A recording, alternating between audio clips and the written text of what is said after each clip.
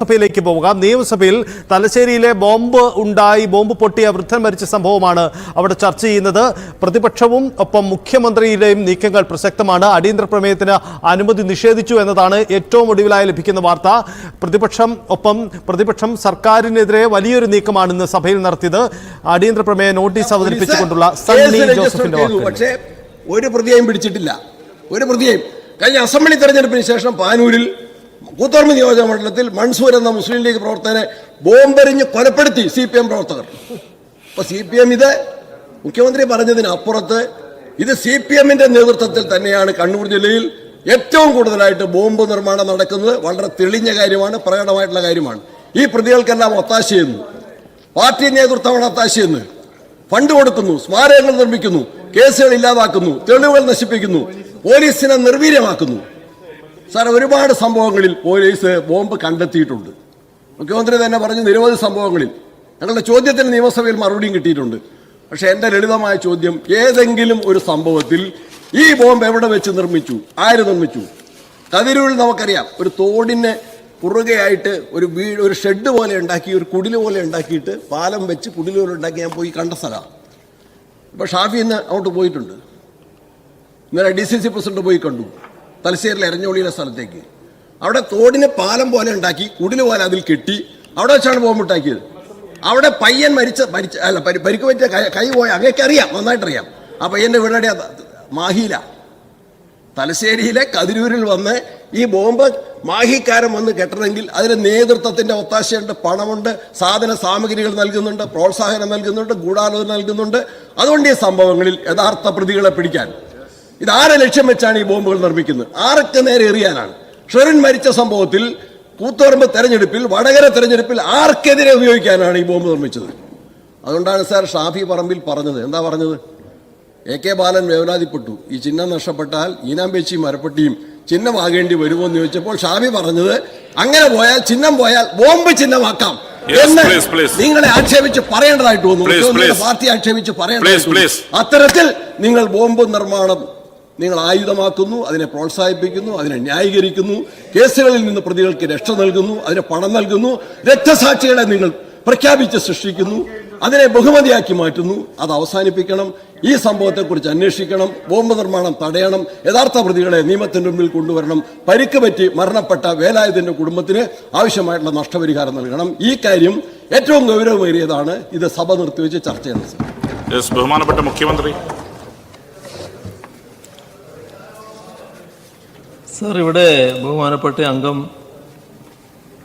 കണ്ണൂർ ജില്ലയിലെ ബോംബുമായി ബന്ധപ്പെട്ട ഒട്ടേറെ കാര്യങ്ങളാണ് വിശദമാക്കാൻ ശ്രമിച്ചിട്ടുള്ളത്. ഞാനതിൻ്റെ പഴയ ചരിത്രത്തിലേക്കൊന്നുമല്ല ഇപ്പോൾ പോകാൻ ഉദ്ദേശിക്കുന്നത്. പഴയ ചരിത്രം പരിശോധിച്ചാൽ എവിടെ നിന്നാണ് ബോംബിൻ്റെ തുടക്കം എന്നത് നമുക്കെല്ലാവർക്കും അറിയാമല്ലോ. അറിയില്ലേ? നിങ്ങൾക്കറിയില്ല, ഇപ്പോൾ പറയുന്ന ആൾക്കറിയില്ല, പക്ഷേ നേരത്തെ സംസാരിച്ച ആൾക്കറിയാം. അത് പന്തക്കപ്പാറയിൽ, ഓർമ്മയില്ലേ? കുളങ്ങരയത്ത് രാഘവൻ. ഇനി ഞാൻ കൂടുതൽ പറയണം. കുളങ്ങരയത്ത് രാഘവൻ എന്ന് പറയുന്നത് അന്നത്തെ ആക്രമണത്തിൽ കൊല ചെയ്യപ്പെട്ടയാളാണ്. സർ, അതൊരു ബീഡി തൊഴിലാളിയായിരുന്നു. ആ ബീഡി ബ്രാഞ്ചിൽ തൊഴിലെടുക്കുന്ന ഘട്ടത്തിലാണ് അന്ന് ഒരു സംഘം ആളുകൾ ഈ ചെറിയൊരു ബാഗ്, ഇങ്ങനെ തൂക്കിപ്പിടിക്കുന്ന ബാഗില്ലേ, ആ ബാഗിൽ ബോംബ് വിട്ട് വന്ന് അതിൽ നിന്ന് ബോംബെടുത്ത് എറിയായിരുന്നു. ബഹുമാനപ്പെട്ട അംഗത്തിന് അത് അറിയാതിരിക്കാൻ വഴിയില്ലല്ലോ. അവിടെ നിന്നാണല്ലോ തുടക്കം. അതേവരെ കണ്ണൂർ ജില്ലയിൽ ഈ ബോംബ് എന്ന് പറയുന്നത് എന്താണെന്ന് സാധാരണഗതിയിൽ ആൾക്കറിയില്ലായിരുന്നു. പിന്നീടത് ഒരു ഘട്ടത്തിലല്ലേ അതെവിടം വരെ എത്തി? അവസാനം DCC ഓഫീസിൽ പലതരം ബോംബുകൾ പ്രദർശിപ്പിക്കുന്ന നിലയുണ്ടായല്ലോ. ഉത്തരവാദപ്പെട്ട മാധ്യമങ്ങൾ ചെന്നപ്പോൾ ആ മാധ്യമങ്ങളുടെ മുന്നിലാണല്ലോ ഇത് കാണിച്ചു കൊടുക്കുന്നത്. എന്നിട്ട് അവരാണല്ലോ റിപ്പോർട്ട് ചെയ്യുന്നത്. ഇത് പുക മാത്രം വരുന്ന ബോംബ്, ഇത് മാരകമായ ശേഷിയുള്ള ബോംബ്, 3-4 തരം ബോംബ് ഇങ്ങനെ കാണിക്കുകയായിരുന്നു. അത് DCC ഓഫീസിലായിരുന്നല്ലോ. ഇതിൽ നിന്നെല്ലാം കണ്ണൂർ ജില്ലയിൽ പഴയ കാലത്തിൽ നിന്ന് വലിയ മാറ്റം പിന്നീട് വന്നല്ലോ. ഇപ്പോൾ സമാധാനപരമായ അന്തരീക്ഷം പൊതുവെ നിലനിൽക്കുന്ന ഒരു ജില്ലയാണ് കണ്ണൂർ. ഇവിടെ സാധാരണ നിലയിൽ ഇത്തരമൊരു ബോംബ് നിർമ്മാണത്തിൻ്റേതായ ഒരു സാഹചര്യവും നിലനിൽക്കുന്നില്ല. അത്രയും സമാധാനപരമായ അന്തരീക്ഷം ഇപ്പം നമ്മുടെ നിലനിൽക്കുന്നുണ്ട്. നമ്മുടെ സമൂഹത്തിൽ ബോംബ് നിർമ്മിക്കുന്ന പ്രക്രിയ ഉണ്ടായിരിക്കുന്നു. അതിനോടൊരു തരത്തിലുള്ള വിട്ടുവീഴ്ച മനോഭാവവും സർക്കാർ കാണിക്കുന്നില്ല. ഇപ്പോൾ പാനൂരിലുള്ള സംഭവം ബഹുമാനപ്പെട്ട അംഗം ചൂണ്ടിക്കാണിക്കുകയുണ്ടായി. കർക്കശമായ നടപടിയാണ് അതിനെതിരെ സ്വീകരിച്ചിട്ടുള്ളത്. ഇവിടെ സംഭവിച്ചതും ഒരു ഹതഭാഗ്യനായ വളരെ പ്രായമുള്ള ഒരാളാണ് ഇവിടെ മരണപ്പെടുന്ന സാഹചര്യമുണ്ടായത്. തീർത്തും സംഭവിക്കാൻ പാടില്ലാത്തൊരു കാര്യമാണ് സംഭവിച്ചിട്ടുള്ളത്. അതിൽ അങ്ങ് പറഞ്ഞ പോലെ മോഹനന് യാതൊരു ബന്ധവുമില്ല. മോഹൻ്റെ പറമ്പിലായി എന്നല്ലാതെ മറ്റേ ആ പറമ്പുകാരനാണെന്നൊന്നും നമ്മളതിന് വ്യാഖ്യാനിക്കേണ്ടതായിട്ടില്ല. ആ പറമ്പ് അദ്ദേഹത്തിൻ്റെതാണെന്ന് മാത്രം, അത്രയേ കാണുള്ളൂ. അവിടെ ആ സംഭവം ഗൗരവമായി അന്വേഷിക്കും. എവിടുന്നാണ് ഇത്തരമൊരു ബോംബ് അവിടെ എത്തിച്ചേർന്നത്, അതുമായി ബന്ധപ്പെട്ട് തന്നെ അന്വേഷണം നടത്തും. പിന്നെ അങ്ങ് പറഞ്ഞ മറ്റേ ഭാഗം ശരിയല്ല. ഈ ഇത്തരം ഒരു പ്രദേശത്ത് സംഭവം ഉണ്ടായാൽ ആളുകൾ ഓടിക്കൂടുമല്ലോ. ആ ഓടിക്കൂടുന്നത് ഈ പിന്നെ അവിടെ മറ്റെന്തെങ്കിലും ഉണ്ടെങ്കിൽ തെളിവ് നശിപ്പിക്കാനല്ലല്ലോ. നമ്മുടെ എല്ലാം നാട്ടുമ്പുറങ്ങളിലൊരു സാധാരണ രീതിയല്ലേ ആളുകളെല്ലാം ഓടിക്കൂടുന്നത്. പോലീസും അതേ വേഗതയിൽ തന്നെ അവിടെ എത്തുന്നുണ്ട്, വലിയ താമസമില്ലാതെ തന്നെ എത്തുന്നുണ്ട്. അവിടെ നിന്ന് ഏതെങ്കിലും തരത്തിൽ തെളിവ് നശിപ്പിക്കുന്ന നടപടിയൊന്നും നാട്ടുകാർ സ്വീകരിച്ചിട്ടില്ല. അതങ്ങനെ കഴിയുന്നതുമല്ല. കാരണം എല്ലാവരും കൂടി ഓടിയെത്തുകയാണ് ഇത്തരം ഒരു സംഭവം നടക്കുമ്പോൾ. ഏതെങ്കിലും ഒരു കൂട്ടർ വരണമെന്നൊന്നും പറയുന്ന അവസ്ഥയുണ്ടാവില്ല. അപ്പോൾ ഇതുമായി ബന്ധപ്പെട്ട് ഗൗരവമായ അന്വേഷണം നടത്തും. എവിടുന്നാണ് ഇതിൻ്റെ ഉറവിടമെന്ന് കണ്ടെത്താൻ പോലീസ് ശ്രമിക്കുകയും ചെയ്യും. അങ്ങ് പറയുന്ന കൂട്ടത്തിൽ നല്ല പ്രശസ്തമായ രീതിയിൽ പ്രവർത്തിക്കുന്ന ഒരു ആതുര സേവന കേന്ദ്രത്തെ, ഒരു ആശുപത്രിയെ ചെറിയ കുറ്റപ്പെടുത്തുന്ന ഒരു രീതിയുണ്ടായി. അത് അങ്ങേപ്പോലെ ഒരാളിൽ നിന്നുണ്ടാകാൻ പാടില്ലായിരുന്നു. കാരണം തലശ്ശേരി കോപ്പറേറ്റീവ് ഹോസ്പിറ്റൽ എല്ലാവരും ആശ്രയിക്കുന്നൊരു ഹോസ്പിറ്റലല്ലേ. അത് CPM-കാർ മാത്രം ചികിത്സിക്കുന്നൊരു കേന്ദ്രമല്ല. അങ്ങനെയാണ് അങ്ങ് അതിനെ ചിത്രീകരിക്കാൻ നോക്കിയത്. എല്ലാവരും ചികിത്സിക്കുന്ന ഒരു സ്ഥലമാണ്, എല്ലാവരും എത്തിപ്പെടുന്ന ഒരു ചികിത്സാലയമാണ്. അതിനൊന്നും മറ്റു തരത്തിലുള്ള വ്യത്യാസങ്ങളില്ല. ഇപ്പോൾ അവിടെ മാർക്സിസ്റ്റുകാർ മാത്രമാണ്, ഇപ്പോൾ ഈ ഇന്ദിരാഗാന്ധി ആശുപത്രിയിൽ കോൺഗ്രസ്സുകാർ മാത്രമാണ്. നാട്ടുകാരാകെ എവിടെയൊക്കെ ചികിത്സിക്കില്ല. അതല്ലേ നമ്മുടെ ഒരു രീതി. എന്തിനാണ് അങ്ങനെ അങ്ങ് ചിത്രീകരിച്ചതെന്ന് മനസ്സിലാകുന്നില്ല. അവിടെ ഗൗരവമായി ചികിത്സ നടക്കുന്ന സ്ഥലമാണ്. കുറ്റവാളികൾക്ക് സംരക്ഷണം ഒരുക്കുന്നൊരു കേന്ദ്രമല്ല അത് എന്നത് ഇതേവരെയുള്ള അനുഭവത്തിൻ്റെ അടിസ്ഥാനത്തിൽ പറയാൻ പറ്റും. ഇവിടെ മറ്റൊരു കാര്യം, ഈ സംഭവം അതീവ ഗൗരവമായാണ് സർക്കാർ കാണുന്നത്. ഇത് പാനൂരിൽ നേരത്തെ ഉണ്ടായി, ഇപ്പോൾ എരഞ്ഞോളിയിൽ ബോംബ് പൊട്ടിയിരിക്കുന്നു. അങ്ങനെ വരുമ്പോൾ ആ ബോംബിനെ പറ്റിയുള്ള ഗൗരവമായ അന്വേഷണം, ഇതിനെക്കുറിച്ച് മാത്രമല്ല, എവിടെയെങ്കിലും ബോംബുണ്ടോ, ഇത്തരം ശ്രമങ്ങൾ നടക്കുന്നുണ്ടോ, അത് ഗൗരവമായി അന്വേഷിച്ച് നടപടികൾ എടുക്കുന്നതാണ്. പോലീസിന് ആവശ്യമായ നിർദ്ദേശം അക്കാര്യത്തിൽ നൽകിയിട്ടുണ്ട്.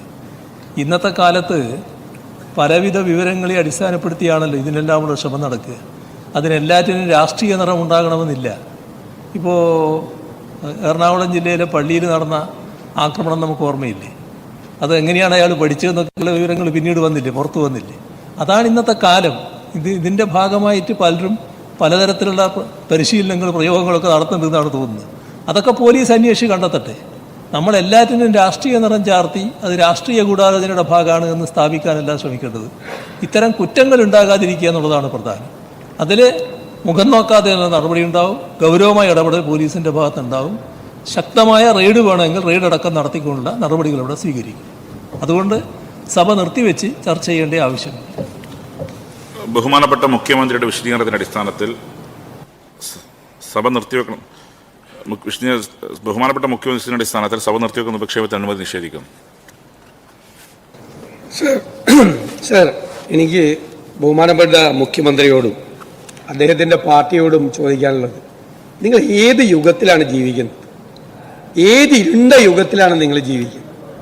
നമ്മൾ ജീവിക്കുന്ന ഒരു കാലവുമായി നിങ്ങൾക്ക് യാതൊരു ബന്ധമില്ല, നിങ്ങൾക്ക് കണക്റ്റില്ല.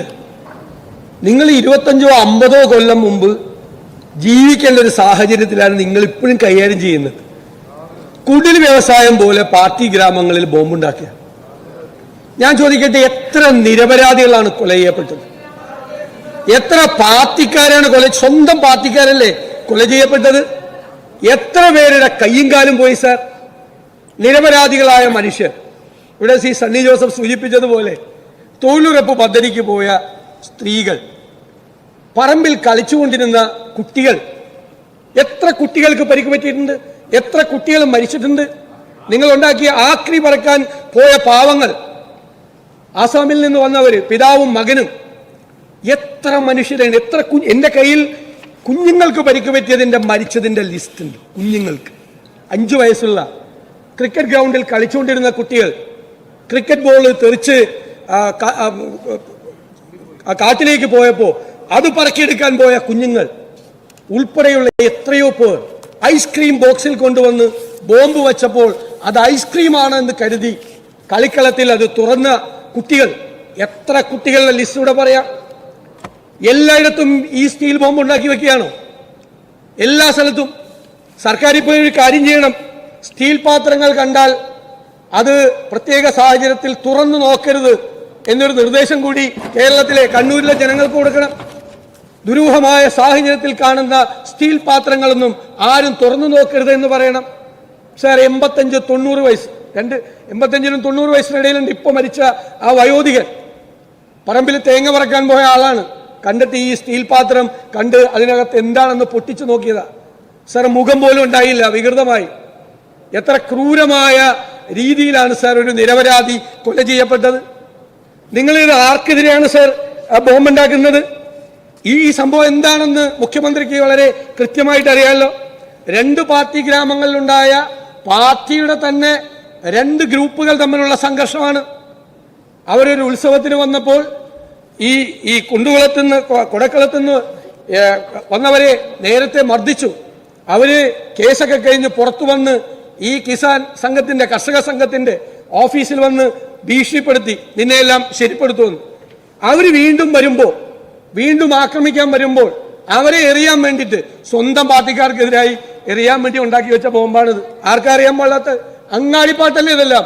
2 ക്രിമിനൽ സംഘങ്ങൾ, നിങ്ങളുടെ നേതാക്കന്മാർ തന്നെ, CPM-ന്റെ നേതാക്കന്മാർ തന്നെ പ്രോത്സാഹിപ്പിക്കുന്ന, അവർ തന്നെ പിന്തുണ കൊടുക്കുന്ന, അവർ തന്നെ കുടപിടിച്ചു കൊടുക്കുന്ന 2 ക്രിമിനൽ സംഘങ്ങൾ, വേറെ ആരുമല്ല.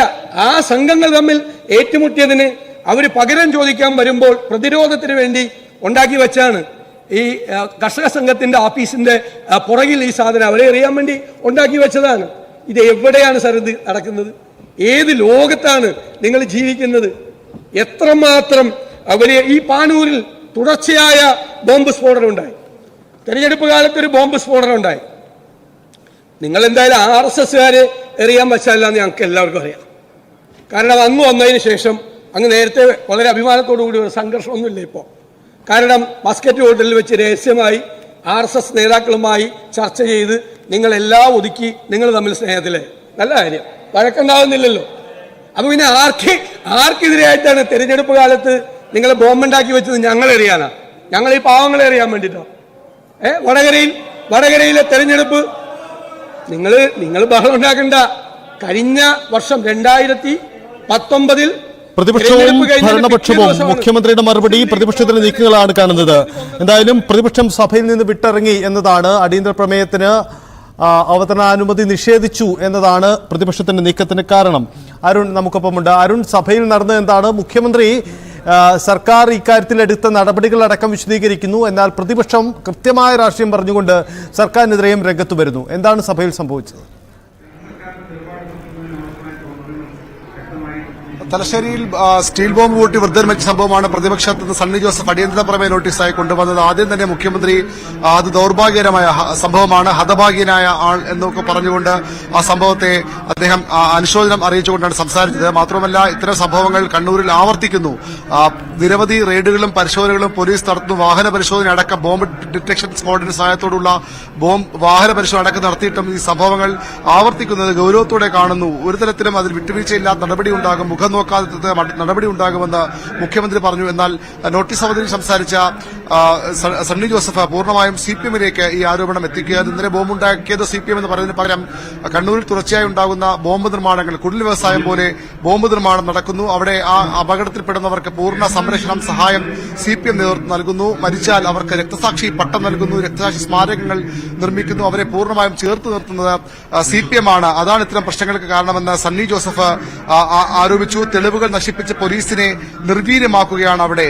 ഈ സംഭവങ്ങൾ എവിടെയാണ് ബോംബ് നിർമ്മിച്ചത്, ആരാണ് നിർമ്മിച്ചത്, കൃത്യമായ അന്വേഷണത്തിലേക്ക് പോയിട്ടുണ്ടോ എന്ന് സണ്ണി ജോസഫ് ചോദിച്ചു. അതിനെ തുടർന്ന് മുഖ്യമന്ത്രി മറുപടി പറയാൻ എഴുന്നേറ്റപ്പോഴാണ് കണ്ണൂരിലെ ബോംബ് നിർമ്മാണ ചരിത്രം ഓർമ്മിപ്പിച്ചുകൊണ്ട് പ്രതിപക്ഷത്തിനെതിരെ അദ്ദേഹം തിരിഞ്ഞത്. ആരാണ് ബോംബ് പരിചയപ്പെടുത്തിയത്, കണ്ണൂരിൽ രാഷ്ട്രീയത്തിന് ബോംബ് പരിചയപ്പെടുത്തുമെന്ന് പറഞ്ഞുകൊണ്ടാണ് മുഖ്യമന്ത്രി തുടങ്ങിയത്. പിന്നീട് പ്രതിപക്ഷ നേതാവ് സർക്കാരിനെ വലിയ രീതിയിൽ കുറ്റപ്പെടുത്തി സംസാരിച്ചു. ബോംബ് രാഷ്ട്രീയം ഉപേക്ഷിക്കാൻ, അക്രമം വെടിയാൻ സിപിഎം തയ്യാറാകണം, നിങ്ങൾ ഇനിയെങ്കിലും ഇത് അവസാനിപ്പിക്കണമെന്ന് പറഞ്ഞുകൊണ്ടാണ് പ്രതിപക്ഷ നേതാവ് ഈ സംസ്ഥാനത്ത് ഇത്തരത്തിൽ ബോംബ് നിർമ്മാണവും അതിലത്തെ സംഭവങ്ങൾ ഉണ്ടാകുമ്പോൾ പോലീസ് നിഷ്ക്രിയം, സർക്കാർ അതിന്റെ കൂട്ടുപിടിക്കുന്ന ആരോപിച്ച് പ്രതിപക്ഷം സഭയിൽ നിന്ന് ഇറങ്ങിപ്പോവുകയായിരുന്നു. അതാണ് സഭയിൽ കണ്ടത്. എന്തായാലും പ്രതിപക്ഷത്തിന്റെ കടുത്ത നീക്കങ്ങളാണ്. പ്രതിപക്ഷം സഭ വിട്ടിറങ്ങി എന്നതാണ് തലശ്ശേരി ബോംബ് വിവാദവുമായി ബന്ധപ്പെട്ട്